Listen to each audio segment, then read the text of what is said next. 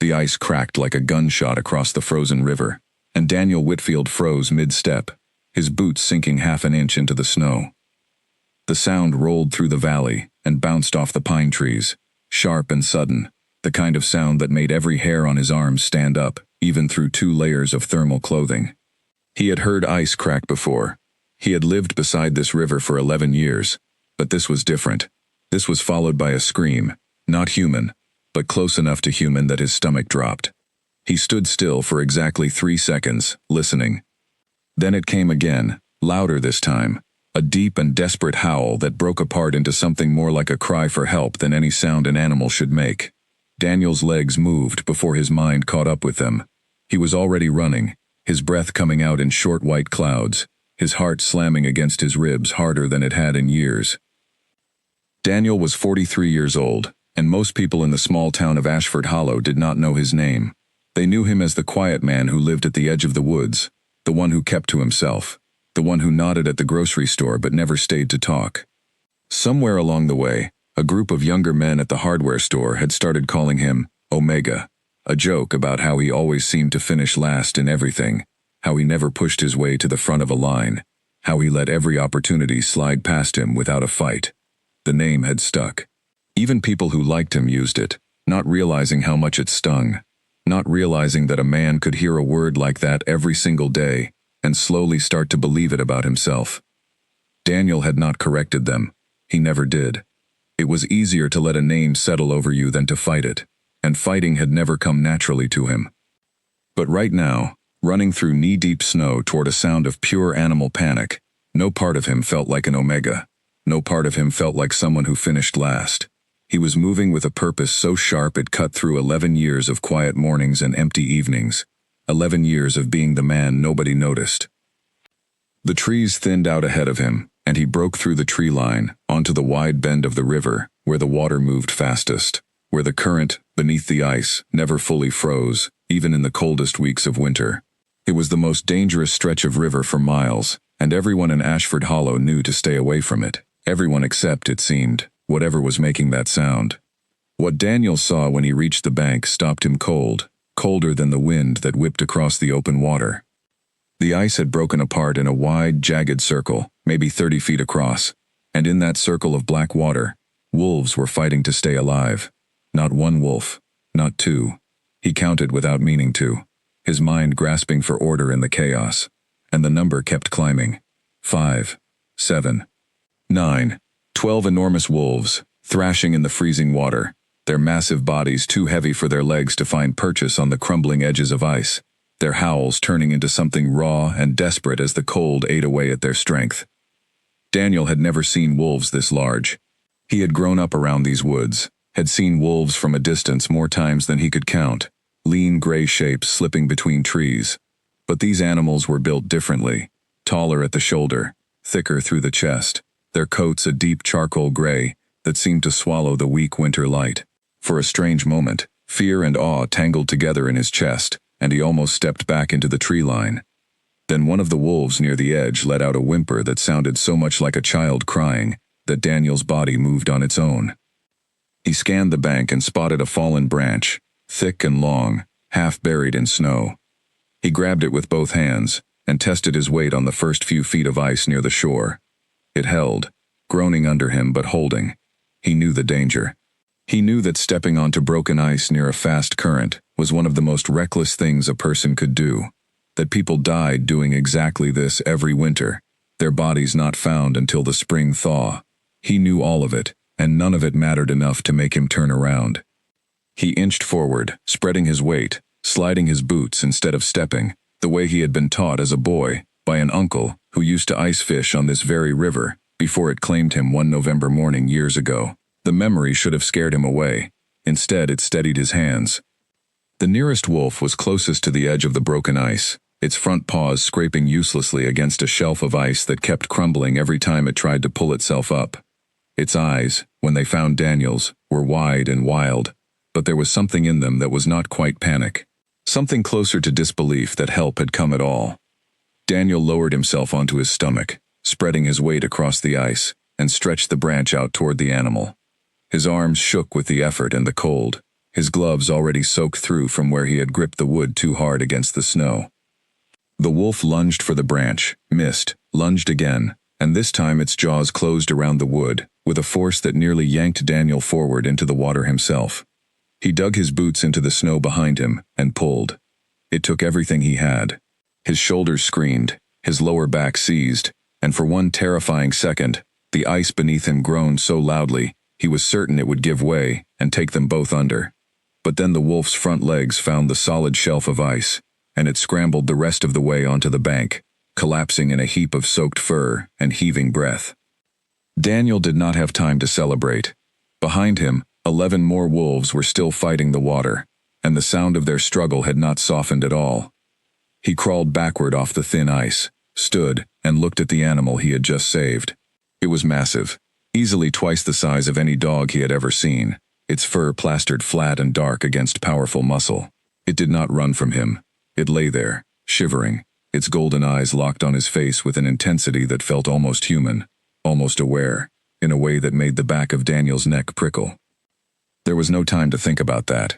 He turned back toward the water, already planning his next approach, already searching for the next wolf closest to a solid edge. The cold had started working its way into his own bones now, seeping through his soaked gloves and the knees of his jeans where he had knelt in the snow. He knew that hypothermia was not something that announced itself loudly. It crept in quietly, stealing strength and clear thinking before a person even realized what was happening. He had maybe an hour, if he was careful. Less, if he made a mistake. He looked at the 11 wolves still in the water and felt something settle inside him, a strange and unfamiliar clarity. He had spent his whole life being the man who stood at the back, who let others go first, who told himself that staying quiet was the same thing as staying safe. But there was no one else here. There was no one coming. If these animals were going to survive the next hour, it would be because of him, and only him. For the first time in longer than he could remember, Daniel Whitfield did not feel like someone finishing last. He moved to the next section of thinner ice, testing each step, the branch gripped tight in his numbing hands. The second wolf was farther out than the first, its strength clearly fading, its attempts to climb the crumbling ledge growing weaker each time. Daniel called out to it, an instinct he did not question, a low, steady sound meant to calm rather than startle. The wolf's ears turned toward him, even as its body continued fighting the current. He extended the branch as far as his arms would allow, lying flat again, feeling the ice flex beneath his chest, in a way that made his pulse hammer in his ears. The wolf caught the wood on the second try, its jaws clamping down with desperate strength, and Daniel pulled with everything that remained in his aching shoulders.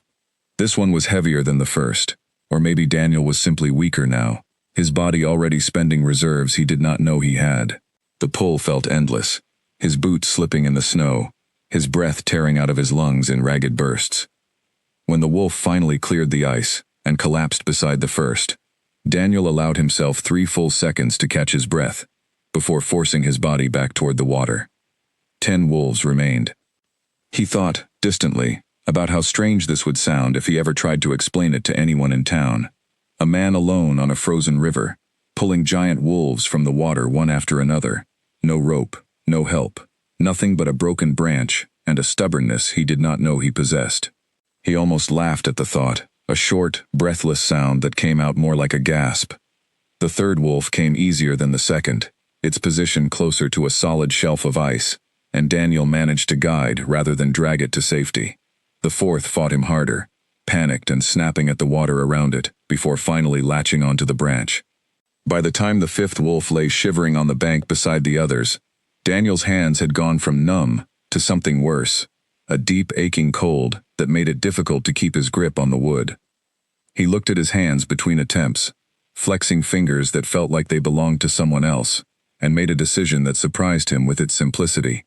He was not going to stop, not because he was brave, not because he had suddenly become a different man than the one who had walked out of his cabin that morning, but because stopping was no longer something his body would accept as an option.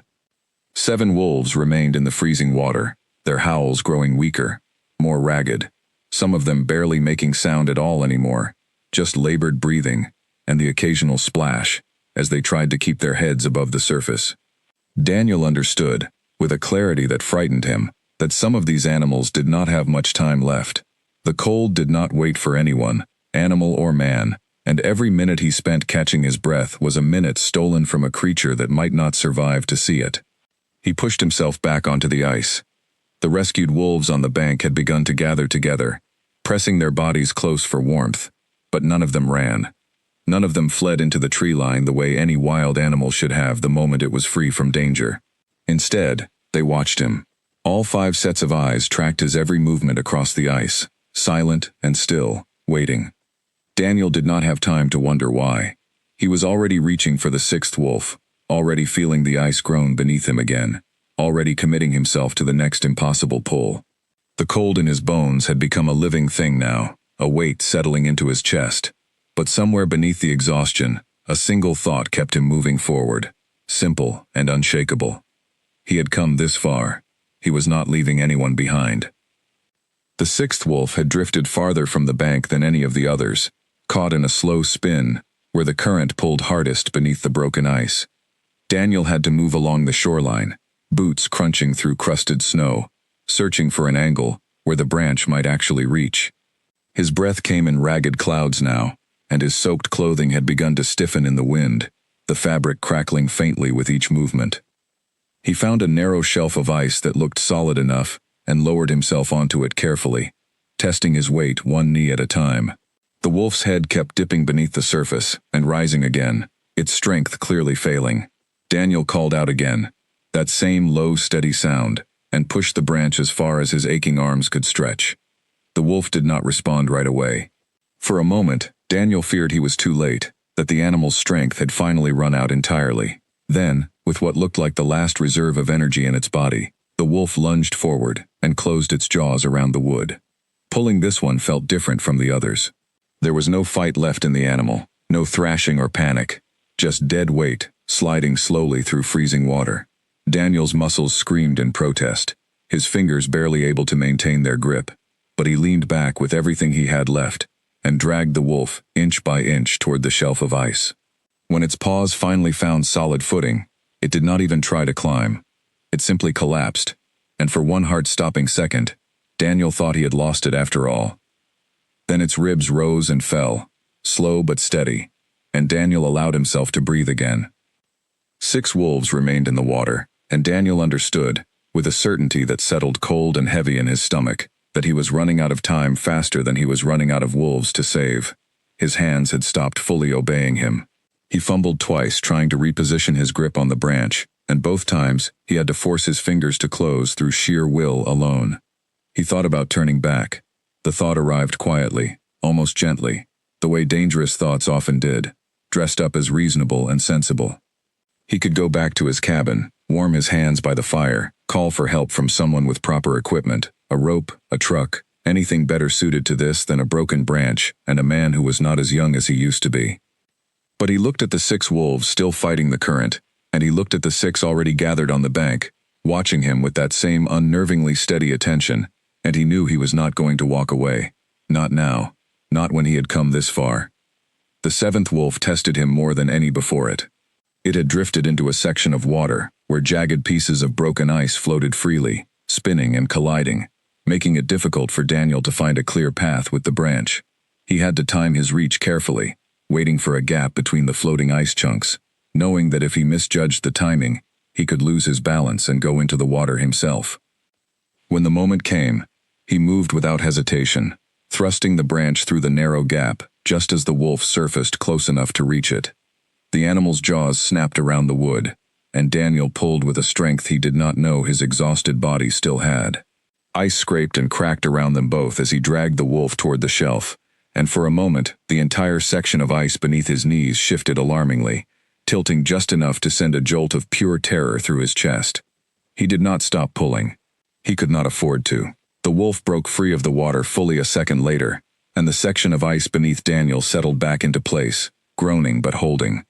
He sat back on his heels for a moment, chest heaving, vision swimming slightly at the edges. 7 wolves saved. 5 remained in the water, and each of them was growing weaker by the second, their howls now reduced to soft, exhausted sounds that carried a kind of quiet suffering Daniel felt in his own chest. He forced himself back to his feet. The 8th wolf was smaller than the others, though still enormous by any ordinary measure, and it had somehow managed to wedge itself partially onto a floating slab of ice that had broken away from the main sheet. It rode the slab unsteadily, claws scrabbling for purchase, clearly terrified that the ice beneath it would tip and dump it back into the current at any moment. Daniel approached carefully, aware that this rescue would require a different strategy. He could not simply pull the wolf toward the shore. He needed to guide the floating slab itself, using the branch as a kind of makeshift oar, pushing and steering the unstable platform toward solid ice without capsizing it. It took several long, tense minutes. Every push of the branch against the water sent the slab wobbling, and twice Daniel thought the wolf would slide off entirely. But slowly, carefully, he managed to nudge the floating ice close enough to the shelf that the wolf could leap the remaining distance onto solid footing. It landed hard, stumbled, and then found its feet, shaking water from its thick coat, before moving to join the others on the bank. 8 wolves saved, 4 remained. But Daniel's body had entered a strange state by this point, somewhere between exhaustion and a kind of forced numbness that let him keep moving, without fully registering how much danger he was in. His fingers no longer felt like his own.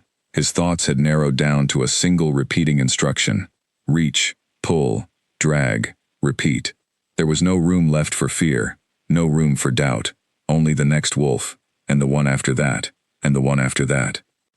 The 9th wolf came more easily than he expected, positioned close enough to a solid ledge that Daniel barely needed the branch at all, simply guiding the animal with his voice and a steady hand until it found its own footing.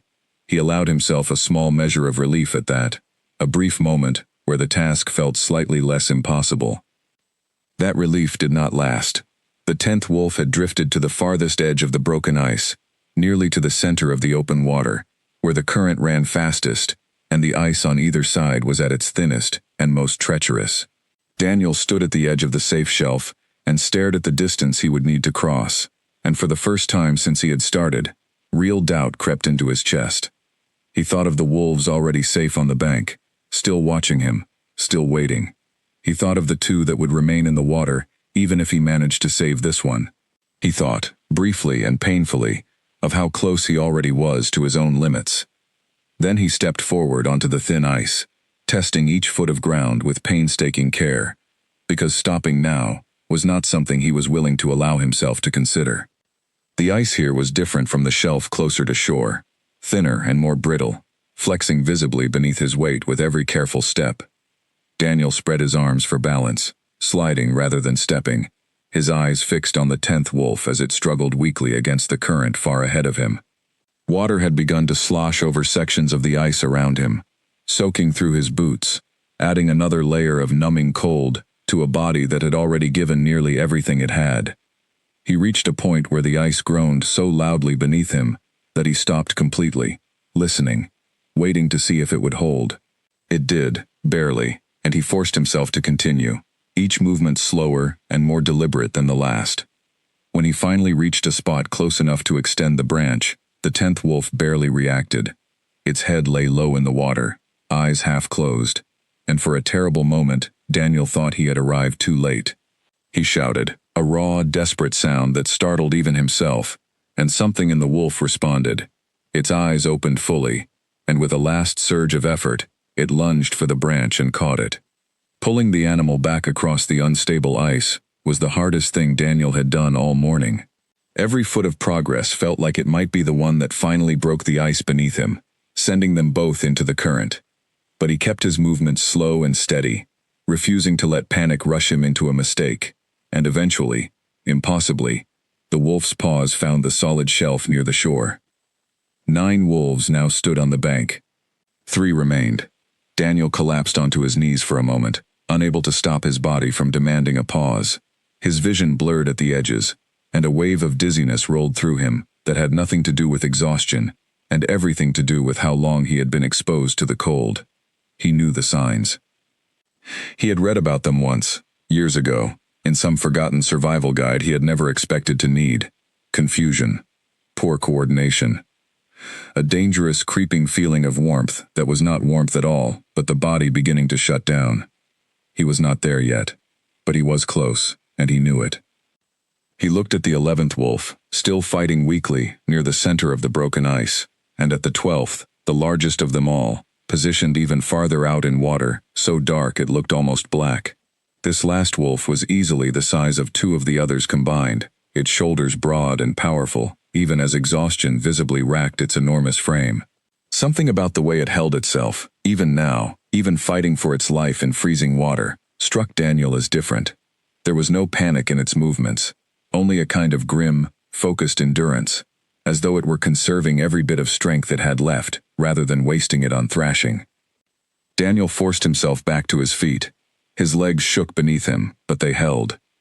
The 11th wolf was closer, and he reached it first, guiding the branch toward its snapping jaws with hands that had lost almost all sensation.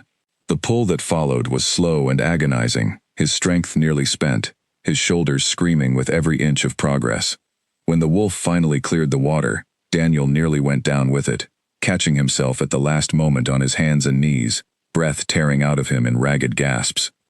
10 wolves saved, 1 remained, and it was the farthest out of all of them, in the most dangerous water of the entire river.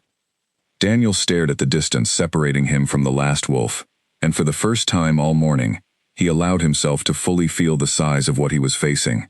His body had nothing left to give. His hands were beyond numb, moving only because his mind forced them to. The ice between him and the last wolf looked thinner than anything he had crossed so far, fractured into jagged plates that shifted visibly with the current beneath them. He thought about the 10 wolves behind him on the bank, silent and watching, none of them fleeing even now that they had the chance. He thought about how strange that was, how it almost felt like they were waiting for something, waiting for him to finish what he had started. He looked at the last wolf, its golden eyes finding his across the broken ice, steady and unflinching despite everything, and Daniel understood, in some wordless place beneath conscious thought, that this animal was different from the others, not just in size, in something harder to name. A kind of presence that seemed to fill the space around it, even as it fought for its life in freezing water. He did not know what that meant yet. He only knew that he was not going to stop now, not when he had come this close, not when 10 other lives had already been saved because he refused to give up. Daniel stepped forward onto the thinnest ice of the entire river, moving toward the last and largest wolf, his body running on nothing but stubborn will, and a strange, unshakable feeling that this final rescue mattered more than he could possibly understand. Each step forward felt like walking across glass. The ice cracked and popped beneath his weight, thin sheets of it flexing so visibly that Daniel could see the dark water rippling just beneath the surface, separated from him by what felt like nothing at all. He kept his arms out for balance, his body low, sliding his boots instead of lifting them, every motion slow and deliberate despite every instinct screaming at him to hurry. The last wolf watched him approach, its massive head barely above the waterline now, strength clearly failing even as it refused to stop treading water entirely. Daniel called out to it the way he had called out to all the others, his voice hoarse and cracking from the cold, and the wolf's ears twitched toward the sound even through its exhaustion. He reached the edge of what felt like solid ice and stopped, his heart pounding so hard he could feel it in his throat.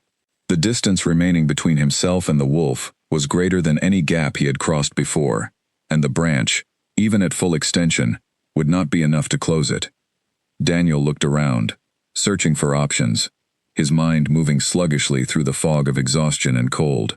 There was nothing else on the ice, no rope, no tool, nothing but his own body and the branch in his hands.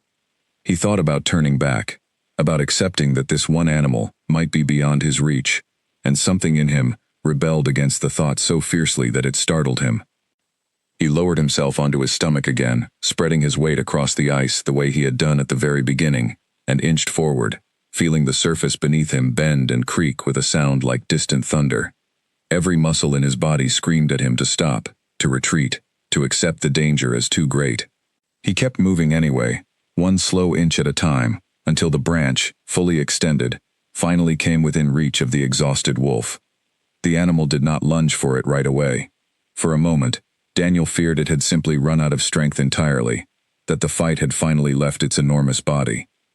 Then, with what looked like a final, deliberate effort rather than a desperate one, the wolf reached forward and closed its jaws around the wood. Pulling this wolf was unlike anything that had come before. Its sheer size made every inch of progress a battle, and Daniel's arms, already pushed far past their limits, trembled violently with the strain. He dug his elbows into the ice, using his entire body as leverage, gritting his teeth against pain that had stopped being a warning and become simply a constant, roaring presence. The ice beneath him cracked wider, water beginning to seep up through the fractures, soaking through his already frozen clothing. He knew, somewhere in the rational part of his mind that was still functioning, that he was one wrong movement away from going into the water himself, with no one anywhere nearby to pull him out again. He pulled anyway. Inch by inch, the great wolf came closer to the solid shelf of ice, its massive paws finally finding purchase on a section sturdy enough to bear its weight. Daniel felt the moment the animal took over some of its own effort, its powerful legs pushing against the ice, as much as Daniel's arms pulled against the branch, and together, man and wolf moved the final stretch toward safety. When the wolf's full weight finally cleared the water and settled onto solid ice, Daniel collapsed backward, unable to hold himself upright for even one more second. He lay there, staring up at the pale gray sky, his chest heaving, his entire body shaking uncontrollably from cold and exhaustion in equal measure. For a long moment, he simply existed there, unable to move, unable to think beyond the simple fact that it was done. All 12 wolves were out of the water. It took him longer than it should have to notice the silence. The howling, the splashing, the desperate sounds that had filled the air since the moment he arrived, all of it had stopped completely. Daniel forced himself to sit up, every joint in his body protesting the movement, and looked toward the bank. 11 wolves stood in a loose half-circle at the edge of the trees, motionless, watching him, with an intensity that made the exhaustion in his chest tighten into something closer to unease. And beside him, close enough that he could feel the heat radiating from its massive body despite the freezing air, the 12th wolf had risen to its feet. It was even larger standing than it had appeared in the water, its shoulders reaching nearly to Daniel's own chest, even from where he sat. Its coat a deep, near black gray that seemed to absorb what little light the winter sky offered. It shook itself once, sending water flying in every direction, and then turned its head toward Daniel, its golden eyes steady and unblinking. Daniel had spent his entire life feeling like the smallest presence in any room he entered. He had never once, in 43 years, felt truly seen by anything or anyone. But sitting on that ice, staring up into the eyes of the enormous wolf he had just pulled from the freezing water, he felt something he had no name for, a kind of recognition that passed between them without a single sound. Then, one by one, the 11 wolves on the bank lowered their heads. It was not a gesture Daniel understood at first. He was too cold, too exhausted, too overwhelmed by everything that had just happened to process what he was seeing. But as he watched the wolves hold that posture, heads bowed, bodies still, all of them oriented toward the massive animal standing beside him, understanding began to creep in slowly, impossible and undeniable at the same time. He had not saved 12 ordinary wolves that morning. He had saved a pack, and the last one, the largest and strongest among them, was not simply another member of that pack. It was something else entirely, something that commanded a kind of silent, absolute respect from every other wolf on that riverbank. Daniel did not have the words for what he was looking at yet. He only knew, with a certainty that settled deep into his exhausted bones, that his morning walk had changed into something he would never be able to explain to anyone who had not been standing on that ice beside him. The great wolf took one slow step closer to him, close enough now that Daniel could see every fleck of gold in its eyes, close enough to feel its warm breath against the freezing air between them. It did not growl. It did not bare its teeth. It simply looked at him, steady and unblinking, and then lowered its own massive head, not in submission, but in something that felt, impossibly, like gratitude. Daniel Whitfield, the man the town called Omega, sat frozen on the ice of a river that had nearly claimed him, surrounded by 12 enormous wolves who showed no sign of leaving, and understood that whatever had just happened to him was only the beginning. He did not know how long he sat there on the ice before his body finally forced him to move. It was the cold that decided for him, a deep, spreading numbness that had stopped being uncomfortable and had started to feel dangerously peaceful, the kind of false calm that experienced outdoorsmen always warned about. Daniel recognized the warning even through his exhaustion, and he understood that if he stayed on that riverbank much longer, Admiring wolves or not, he would not be walking away from it at all. He pushed himself to his feet, swaying once before finding his balance, and began the slow, painful process of making his way back toward the tree line. Every part of his body ached in a way he had never experienced before, a deep, bone-level exhaustion that made even lifting his own feet feel like an enormous effort. His clothes had frozen stiff in places, crackling faintly with each movement, and his fingers no longer responded properly when he tried to flex them. He expected the wolves to disappear into the forest the moment he turned his back, the way any wild animal should. That was what he had told himself would happen, what made sense, what fit with everything he understood about the natural world. Instead, when he glanced over his shoulder after a dozen unsteady steps, he found all 12 of them following him, moving at a slow, respectful distance, their massive paws silent in the snow. It should have terrified him. Later, when he was warm again and thinking clearly, he would wonder why it had not. But in that moment, stumbling half-frozen through the forest toward his cabin, he felt something closer to comfort in their presence than fear. It was as though the danger of the morning had created a bond that neither species fully understood yet, but that both of them recognized as real. His cabin appeared through the trees like a small miracle, smoke curling faintly from a chimney he had forgotten to properly close before leaving that morning. He half-walked, half-stumbled the remaining distance, fumbling with numb fingers at the door, before finally getting it open and collapsing into the warmth beyond it. He did not remember much of the next hour clearly. He remembered peeling off frozen clothing with hands that barely worked. He remembered wrapping himself in every blanket he owned, and sitting as close to the fire as he safely could, shivering so violently his teeth ached from it. He remembered, at some point, looking out the small window near his front door and seeing shapes moving at the edge of his property. 12 enormous silhouettes settling into the snow just beyond the tree line, patient and unmoving, as though they intended to stay. By the time real warmth returned to his body, hours later, the sky outside had begun to dim toward evening. Daniel made his way carefully to the window, still wrapped in blankets, and looked out at the yard. They were still there. All 12 of them, resting in a loose circle just beyond where his cleared yard met the tree line, close enough to watch his cabin, far enough to remain part of the wild world they belonged to. The largest among them, the one Daniel now understood to be something more than an ordinary pack leader, lay slightly apart from the others, its golden eyes fixed steadily on the cabin, on him, as though standing guard. Daniel stood at that window for a long time, wrapped in blankets, watching wolves that should have fled the moment they were free, and instead had chosen to stay. He thought about the years before that morning, the quiet mornings and quieter evenings, the nickname that had followed him through town, like a shadow he had never bothered to shake off. He thought about how easy it would have been to walk past that river without stopping, to convince himself that whatever was happening out there was not his problem to solve, that someone else, someone braver or stronger or simply less afraid of failing, would handle it instead. But there had been no one else, there had only been him, and in the end, that had been enough. Over the days that followed, the pack did not leave. They kept their distance in ways that felt almost deliberate, never approaching too closely, never entering his cabin or disturbing anything that belonged to him, but always present, always somewhere at the edge of his land, watching, waiting, as though bound to him by something neither of them had chosen, but both of them now carried. The great wolf, the one the others deferred to without hesitation, became the most constant presence of all. Daniel began to notice it near his cabin, during his morning routines, resting beneath the same pine tree each day, rising only when Daniel stepped outside, as though its purpose had shifted from surviving the river to simply making certain the man who had saved it remained safe in return.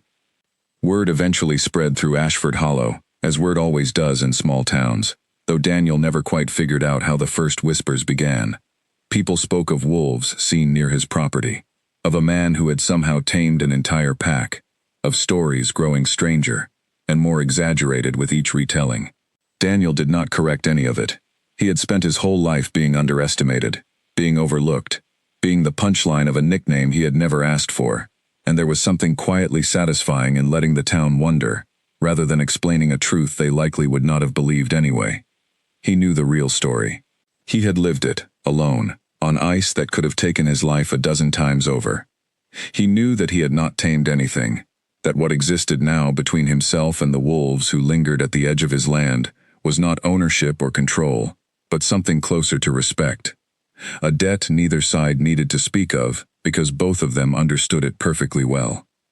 The man they had called Omega for 11 quiet years had, in a single freezing morning, become something the town could not name and the wolves would never forget.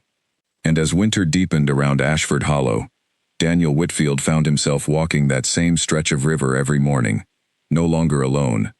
12 pairs of golden eyes moving through the trees beside him. A silent, watchful reminder that sometimes the smallest, quietest people carry the greatest strength, waiting only for the moment that finally calls it forward. Grace Milburn noticed the wolves before anyone else in town did, though she kept that fact to herself for the first several days. She ran the only veterinary clinic within 30 miles of Ashford Hollow, a small brick building on the edge of Main Street where farmers brought sick livestock and townsfolk brought injured pets, and she had learned over the years to trust the quiet instincts that told her when something in the natural order had shifted. She had been driving the back road that skirted Daniel Whitfield's property on a delivery run when she spotted movement among the trees, too large and too many to be deer, too deliberate in their stillness to be anything but predators watching without being seen. She had not mentioned it to anyone at first. People in small towns loved a good story more than they loved the truth, and Grace had watched rumors spiral out of control before, over far less strange sightings than a dozen enormous wolves camped at the edge of a reclusive man's property. But curiosity, the same stubborn curiosity that had pushed her through years of veterinary school and long nights treating animals other people had given up on, eventually won out over caution. She drove out to Daniel's cabin on the 4th day after the rescue, telling herself it was simply a professional visit, a chance to check on any animal that might need care after whatever had clearly happened out there. The wolves did not attack her when she stepped out of her truck, though several of them rose to their feet and watched her with an intensity that made her pulse quicken despite her training. She had spent years around dangerous animals. She had never felt watched quite like this, as though the wolves were not simply reacting to a stranger but assessing whether she belonged. Daniel answered his door looking thinner than she remembered from the handful of times they had crossed paths in town, his face pale, his hands still faintly reddened from what she recognized immediately as frostbite that had been treated but not by a professional. She did not wait for an invitation. She stepped past him into the cabin, already reaching for her bag, already falling into the brisk, capable rhythm that had carried her through a decade of emergencies. It took her the better part of an hour to properly examine his hands and check him for lingering signs of hypothermia, and it took him considerably longer than that to tell her the full story of what had happened on the river. She listened without interrupting, her expression shifting slowly from professional concern to something closer to disbelief, and then, as he continued, to a kind of quiet wonder she rarely allowed herself to feel about anything anymore. When he finished, she sat in silence for a long moment, staring out the small window at the shapes resting beneath the pine trees at the edge of his yard. "Those are not ordinary wolves," she said finally, her voice quieter than usual. "I have studied wolf populations in this region for years. Nothing on record comes close to that size. Nothing behaves the way you are describing either. Wolves do not linger near humans. They do not treat one member of their own pack the way you are describing that last one being treated." Daniel did not have an answer for her. He had spent 4 days watching the same behavior she was now trying to explain, and he had come no closer to understanding it than she had in the span of one conversation. Grace returned the following day, and the day after that, ostensibly to continue monitoring his recovery, though both of them understood by the second visit that her interest had shifted toward something far larger than his frostbitten hands. She began quietly documenting the wolves from a respectful distance, careful never to approach too closely, careful never to do anything that might be interpreted as a threat. She noted their size, their coloring, the strange discipline in their movements that felt almost coordinated, in a way wild animals rarely were. It was Grace who first suggested, tentatively, over a cup of coffee in Daniel's small kitchen, that the great wolf might not be simply the strongest or oldest member of an ordinary pack, but something closer to what old regional folklore sometimes referred to as an alpha king, a rare and almost mythical designation, given to wolves, said to lead not through dominance alone, but through an inherited authority the rest of the pack recognized instinctively. Daniel had laughed the first time she said it, more out of disbelief than amusement, but the laughter had faded quickly when he looked out the window and saw the great wolf watching them both through the glass, as though it understood exactly what was being discussed. Whatever the explanation, both of them agreed on one thing, without needing to say it aloud. Something had changed permanently the day Daniel walked out onto that ice, and neither of them fully understood yet how far those changes would reach. The trouble began not long after, arriving the way most trouble did in Ashford Hollow, quietly at first, disguised as ordinary business. A logging company from 2 counties over had been surveying the forest surrounding Daniel's property for months before the river incident, their interest quietly circulating through town council meetings that most residents never bothered attending. The land bordering Daniel's cabin, along with a wide stretch of the surrounding wilderness, had been zoned for potential harvest years earlier, under an agreement nobody had thought much about, until a company representative named Harold Grayson arrived in town, with contracts ready to be signed, and machinery already being scheduled for delivery. Daniel learned about the plans the way most people in Ashford Hollow learned about anything important, secondhand, through a conversation overheard at the general store, where he had gone to restock supplies he had let run low during his recovery. The words logging permit and clear cut and next spring drifted across the aisle toward him, before he even registered what he was hearing, and by the time he pieced together the full scope of what was being discussed, his stomach had gone cold, in a way that had nothing to do with the winter weather outside. The land in question was not simply his backyard, it was the territory the wolves called home, the same stretch of forest where 12 enormous animals had nearly died in a freezing river, and had chosen, against every instinct that should have sent them fleeing from humans entirely, to remain close to the one person who had saved them. If that land was cleared, if heavy machinery tore through those trees and displaced whatever fragile balance still existed in that wilderness, Daniel understood with a certainty that settled deep and heavy in his chest that the pack would have nowhere left to go. He drove straight from the general store to Grace's clinic, arriving with a barely contained urgency that made her set down the medical chart she had been reviewing the moment he walked through the door. "They are planning to log the land east of my property," he told her, the words coming out faster than he intended. "All of it, straight through the territory where the pack has been staying." Grace's expression hardened immediately, the same focused intensity Daniel had seen in her the day she first examined his hands, now redirected toward a threat neither of them had anticipated. She had spent enough years working with the wildlife in this region to understand exactly what large-scale logging would mean, not just for the pack of extraordinary wolves that had settled near Daniel's cabin, but for an entire fragile ecosystem that had taken decades to establish itself. "We need more information before we can do anything," she said, already reaching for her phone. "Who is behind this? What permits have actually been filed? Whether there is still time to challenge it before machinery starts moving in." The uncertainty of the following days weighed on Daniel in a way that reminded him uncomfortably of the person he had been before the river, someone who watched problems unfold around him without believing he had any real power to change their outcome.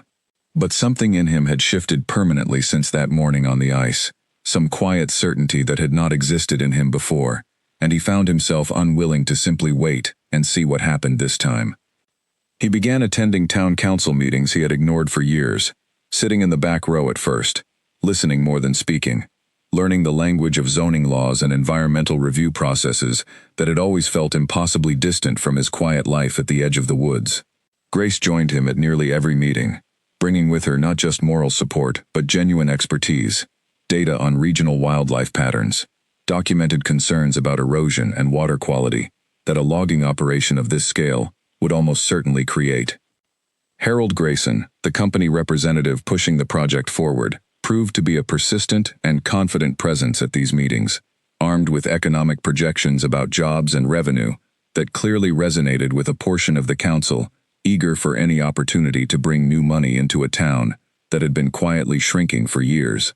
He spoke convincingly about responsible harvesting practices and replanting commitments, and Daniel watched with a growing unease as council members who had seemed skeptical in earlier meetings slowly began nodding along, with figures that sounded impressive but, as Grace pointed out afterward in low, frustrated tones, conveniently avoided any real discussion of the immediate ecological cost.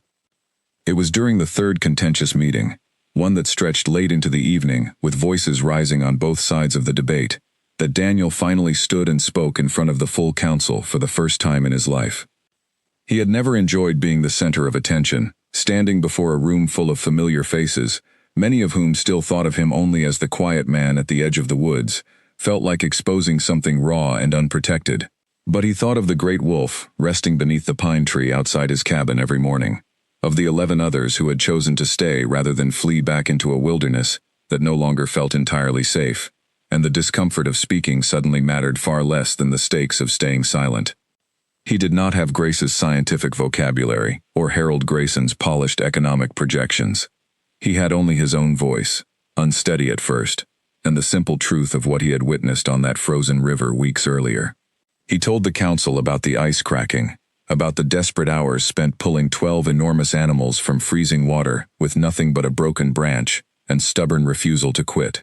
He told them about the wolves that had remained near his cabin ever since, not as a threat to anyone, but as a presence that had taught him more about loyalty and resilience than most people he had known his entire life.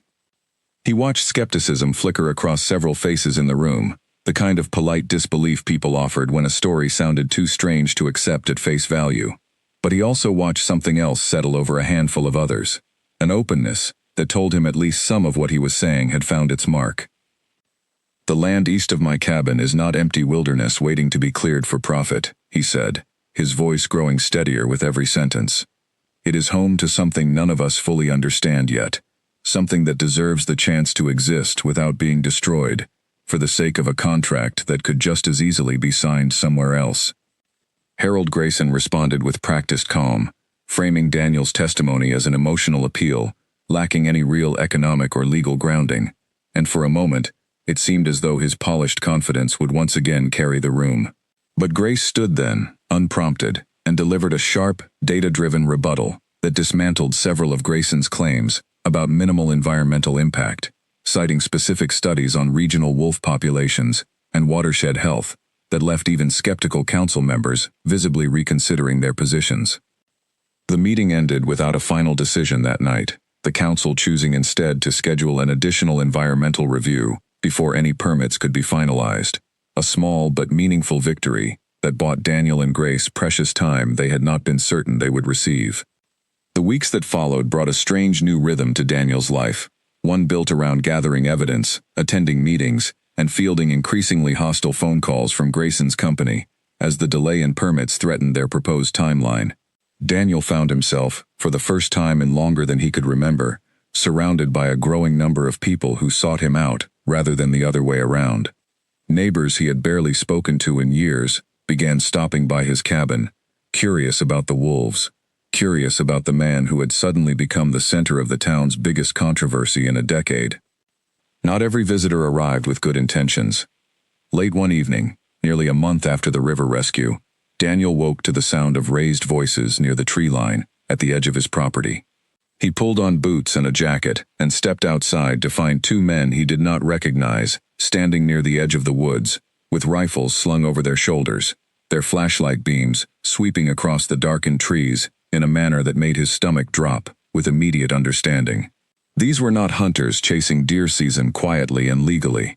Word had clearly spread beyond the town council chambers, distorted through gossip into something more sensational, and these men had come looking for proof of the extraordinary wolves everyone in town had begun whispering about. Daniel's first instinct was fear, sharp and immediate, not for himself, but for the pack he knew was somewhere in those dark trees. His second instinct, arriving quickly on the heels of the first, was a fierce and unfamiliar protectiveness that pushed him forward across his yard, before he had fully decided to move. "This is private land," he called out, his voice carrying more authority than he had ever managed in his life before that winter. "You need to leave." The two men turned toward him, their flashlight beams briefly blinding him, before dropping to a less aggressive angle. One of them, taller and clearly more confident than his companion, offered a dismissive laugh that set Daniel's teeth on edge. "We heard there's some kind of giant wolf pack out here," the man said, his tone carrying the particular arrogance of someone who believed rules applied to everyone except himself. "Figured we'd take a look, no harm in that." There is significant harm in that, Daniel said, forcing steadiness into his voice even as his heart hammered against his ribs. Those animals are not a spectacle for you to hunt down. Get off my property before I call the sheriff. The standoff that followed lasted only a few tense minutes, but it felt considerably longer to Daniel, standing alone in the dark against two armed strangers, with far more confidence in their advantage than he currently had in his own. It was the sound of movement in the trees behind him, a low, rolling growl that seemed to rise from multiple throats at once, that finally shifted the balance of the confrontation entirely. The pack emerged from the tree line behind Daniel with a coordinated, deliberate presence that made both intruders freeze in place, their earlier bravado draining visibly from their expressions as they took in the true scale of what they were facing. 11 wolves fanned out in a loose, protective formation around Daniel, and the great wolf stepped forward to stand directly at his side, its massive head level with Daniel's shoulder, its golden eyes fixed unblinking on the two armed men.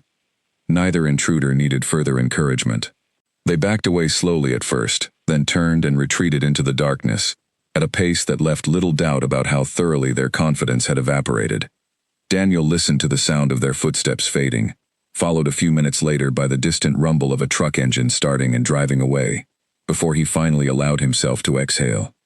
He turned to look at the great wolf standing beside him, still watchful, still tense with protective readiness, even after the immediate threat had passed. Something had shifted in that moment, beyond simple gratitude or coincidence. The wolf had not simply happened to be nearby when danger appeared. It had positioned itself deliberately, decisively, in a way that left no doubt in Daniel's mind about the nature of the bond that had formed between them since that morning on the ice. "Thank you," he said quietly, the words feeling both inadequate and entirely necessary at the same time. The great wolf held his gaze for a long moment before finally lowering its head, that same gesture of quiet acknowledgement Daniel had first witnessed on the riverbank weeks earlier, before turning and leading the rest of the pack back into the shelter of the trees. Grace arrived at the cabin early the next morning to find Daniel still shaken from the encounter, and her reaction upon hearing the full account was immediate and unequivocal. "This changes everything," she said, already pulling out her phone to make calls Daniel had not anticipated. "If word is spreading enough that strangers are showing up armed in the middle of the night, we no longer have the luxury of quietly working through council meetings and environmental reviews. We need protection out here, official protection, before someone gets hurt, or worse, before someone actually manages to harm one of these animals." Her calls that day set in motion a chain of events neither of them had fully anticipated, drawing the attention of a state wildlife agency that had, until that point, remained unaware of the extraordinary pack living at the edge of Ashford Hollow. A wildlife biologist named Patricia Kellerman arrived from the state office 3 days later, driving a truck loaded with equipment Daniel had never seen before. Cameras designed for remote monitoring, tranquilizer kits she assured him would only be used if absolutely necessary for tagging purposes, and a notebook already half filled with questions she had prepared during the long drive out to Ashford Hollow. She was a compact, sharp-eyed woman in her 50s, who had spent 3 decades studying wolf populations across the Northern Territories, and Daniel could tell within the first 10 minutes of meeting her that very little about the natural world managed to surprise her anymore. That changed the moment she laid eyes on the pack. She stood at the edge of Daniel's yard for nearly a full minute in complete silence, her professional composure slipping just enough to reveal genuine astonishment as she took in the size of the animals resting beneath the pine trees. When she finally spoke, her voice carried a quiet reverence that Daniel had not expected from someone who had built a career on scientific detachment. "In 30 years," she said slowly, "I have never seen anything like this. These proportions do not match any documented wolf population in this region, or frankly in most of North America. Whatever these animals are, they represent something extraordinarily rare, possibly something we do not have adequate scientific classification for yet." Her assessment, delivered with careful professional caution over the following days, as she observed the pack from a respectful distance and reviewed the footage from her remote cameras, ultimately became the turning point that shifted the entire conflict in Daniel's favor. "A population of wolves this unique," she explained during a tense but ultimately decisive council meeting 2 weeks later, "warranted not just a delay in logging permits, but a full, potentially long-term conservation designation for the surrounding land. a legal protection that would place the territory permanently out of reach for commercial development. Harold Grayson fought the recommendation with everything his company could muster, bringing in his own consultants, challenging Patricia's findings, pushing for expedited votes before what he clearly recognized as a rapidly shifting tide of public opinion could solidify against him. But the momentum had already turned. Local news outlets picked up the story once word of an entirely undocumented wolf population reached beyond Ashford Hollow's borders, and the quiet, reclusive man, who had once been dismissed with a nickname born from years of being overlooked, found himself, however uncomfortably, at the center of a story that mattered to people far beyond his small mountain town. The final council vote came on a cold afternoon in early spring, nearly 2 months after Daniel had first stepped onto the ice of that frozen river. The chamber was fuller than Daniel had ever seen it, residents packed into every available seat, drawn by curiosity and, in many cases, genuine investment in an outcome that had come to represent something larger than a simple zoning dispute. Daniel sat beside Grace and Patricia, his hands clasped tightly in his lap, and listened as council members spoke one by one, some still cautious, some fully persuaded, until the final tally was read aloud. The conservation designation passed by a narrow but decisive margin. The reaction in the room was immediate, a mixture of applause and quiet disappointment, depending on where individual residents had staked their loyalties throughout the long debate. But Daniel barely registered any of it. He felt only a profound, almost overwhelming relief settle through his chest, the culmination of 2 months spent fighting harder for something outside himself than he had ever fought for anything in his own quiet, solitary life. Grace squeezed his shoulder as the meeting began to break up around them, her expression carrying the same exhausted satisfaction he felt in his own body. "You did that," she said simply. "Whatever doubts you had walking into that first meeting, you did that." Daniel was not entirely certain he agreed, not fully. He knew how much of the outcome had depended on Grace's expertise, on Patricia's scientific authority, on a wave of public attention that had arrived largely by circumstance rather than by anything he had deliberately orchestrated. But he also understood, walking out of that council chamber into the crisp evening air, that none of it would have happened at all if he had chosen, as the old version of himself almost certainly would have, to walk quietly away from that first confrontation, rather than standing his ground. He drove home slowly that evening, the winding mountain road familiar beneath his tires, in a way that felt different now than it had 2 months earlier, before everything had changed. When he pulled into his driveway, the pack was already waiting, arranged in their now familiar loose formation beneath the pine trees, and the great wolf rose to meet him the moment he stepped out of his truck.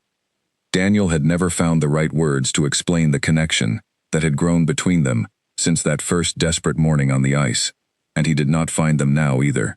He simply crossed the yard and settled onto the frozen ground beside the enormous animal, resting his back against its powerful shoulder, the way he might have leaned against an old and trusted friend. And together, they watched the last of the daylight fade behind the mountains that would now remain forever protected. The following weeks brought a quieter, gentler rhythm to Daniel's life than he had known in years. Spring arrived slowly across Ashford Hollow, melting the last of the winter snow into rushing streams that fed the same river where his entire transformation had begun, and the pack settled more permanently into the protected territory surrounding his property, no longer forced to remain wary of the machinery and disruption that had once threatened to erase their home entirely. Grace became a regular presence at his cabin, her visits no longer tied to any medical necessity, but to a friendship that had deepened steadily throughout the shared intensity of their fight against the logging company. Patricia returned periodically as well, continuing her research into the extraordinary pack with a scientific fascination that showed no signs of fading, though she made it clear on more than one occasion that whatever official classification the wolves eventually received, she considered Daniel's bond with them something entirely outside the scope of anything her research could fully capture or explain. The town's perception of Daniel shifted more slowly than the legal battle had, old habits and old nicknames proving stubborn even in the face of everything that had happened. But he noticed, in small and steady increments, the way people greeted him differently now, the way conversations at the general store no longer skated past him, but paused to include him, the way the word Omega, when it occasionally still surfaced, carried less mockery in it than it once had, and something closer, almost, to reluctant respect. He did not need the town's validation the way he might have craved it once, in the years before the ice cracked beneath his boots and changed the entire trajectory of his quiet life. He had found something far more meaningful in the loyalty of 12 extraordinary animals who had chosen to stay, in a friendship with a woman who had fought alongside him without hesitation, and in a version of himself he had never fully believed existed, until circumstance forced it into the light. Late one evening, months after the council's final decision, Daniel walked the familiar path along the river, with the great wolf moving silently at his side, the rest of the pack trailing at a respectful distance, through trees now bright with new spring growth. The water moved swiftly past the same bend where it had once nearly claimed 13 lives, dark and cold beneath a clear night sky scattered with stars, and Daniel stopped at the edge of the bank, looking out at the current that had changed everything about who he understood himself to be. He thought about the man he had been before that morning, quiet and overlooked, content to let the world pass him by, without ever demanding anything more of himself. He thought about the desperate hours spent pulling 12 enormous wolves from freezing water, with nothing but stubborn will and a broken branch, about the strange and unshakable bond that had followed, about the fight that bond had ultimately required him to wage against forces far larger than himself. Beside him, the great wolf lifted its head and let out a long, steady howl that rolled across the water and echoed through the surrounding mountains, and one by one, the rest of the pack joined in, their combined voices rising together into the night sky, in a sound that carried none of the desperation Daniel remembered from that first terrible morning, only strength and belonging, and something that felt, unmistakably, like home. Daniel Whitfield, once known only as the quiet man at the edge of the woods, stood on that riverbank, surrounded by the pack he had saved and who had, in turn, saved him from a life of quiet invisibility, and understood at last that some debts, once repaid, transform into something far more permanent than gratitude alone. They become family, chosen in the space of a single desperate morning and honored for the rest of a life neither man nor wolf had expected to change so completely.